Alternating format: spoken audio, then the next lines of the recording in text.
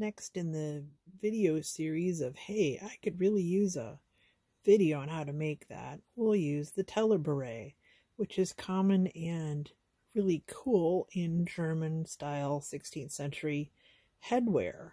So what this is primarily a circle and a long rectangle. I'm going to put these two together and make a fashionable hat. Best fabrics for this are probably wool felt or wool coating. If you can't afford wool, this that I'm working on for a children's gift at a demo is polyester felt. Okay, next we start the putting the rectangle onto the circle. Make sure you don't start directly at the very end, but actually in just a wee bit so you can have a place to make the seam on the other side when you go around. You don't have to have this fancy kind of foot. You just need to have something that keeps it away. I've got this foot on because I'm too lazy to find my other one right now. And just start sewing around the circle. And here we are at the other end. Sew a couple of things and then stop and take the thread out.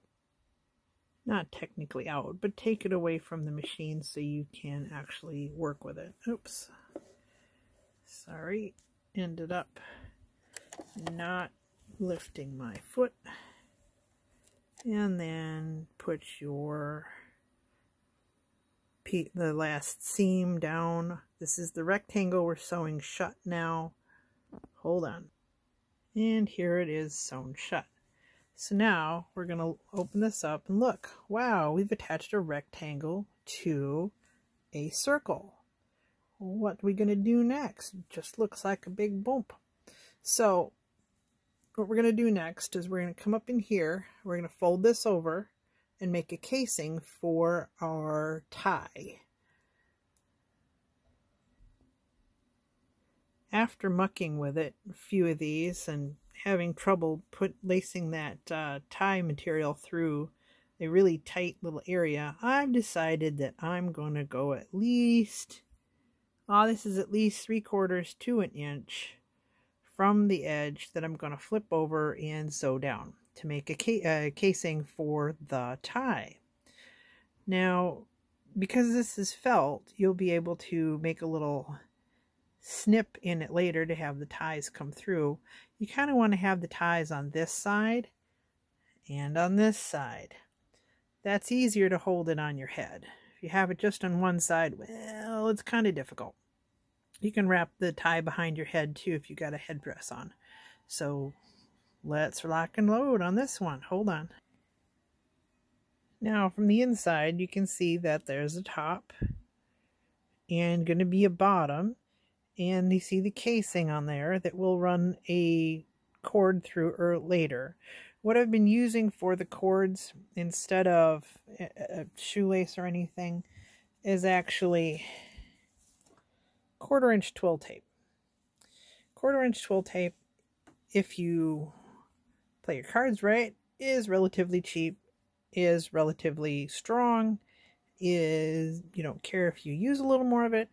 This 144 yard roll was $8 at wallwack.com. Totally worth buying 144 yards if you plan on making anything or hanging banners. There's just so many uses for twill tape. Okay, so now you're trying to figure out, well, okay, that looks like a floppy hat. I thought it was supposed to sit out more and push out, so make it look like a dinner plate on your head. So you're taking the hat and you're going to eventually put, what works best is if you have something like a coat hanger or that thickness wire, which I believe is a 19 gauge. You can find it at any hardware store, or 2 layers of trimmer twine.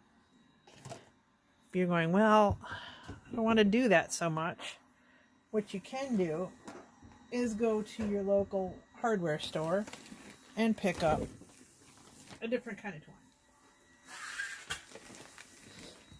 if you're lucky enough to go to the hardware store and find this stuff on clearance, buy it. So this, attached with a couple pieces of duct tape, is what I'm going to use in the children's hats.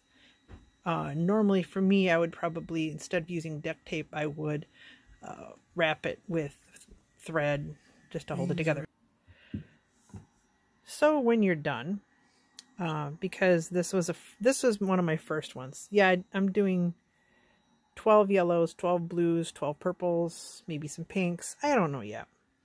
I've actually taken and put that trimmer twine in there and sewed it down. Considering this is going to be for, you know, possibly just whipped in the air and a bunch of things like I know children tend to do. Play it like a frisbee. Come on, we all want to do it. I've decided to secure this in here a little more.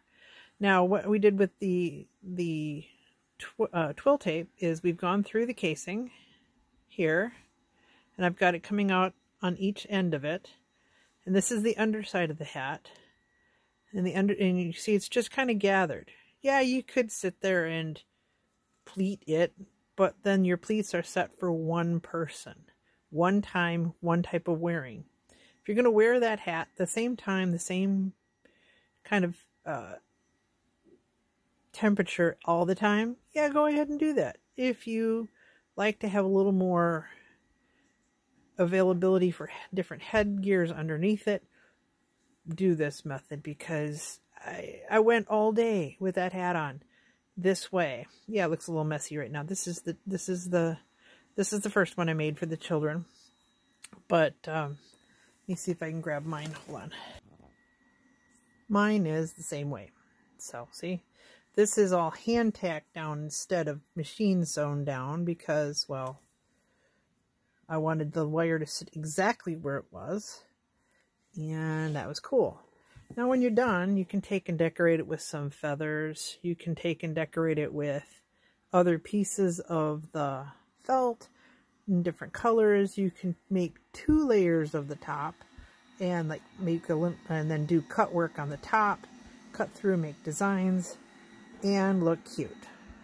But it's totally up to you. Personally, I like this look. It's very middle-class German to me. Okay, hope this helps. Bye.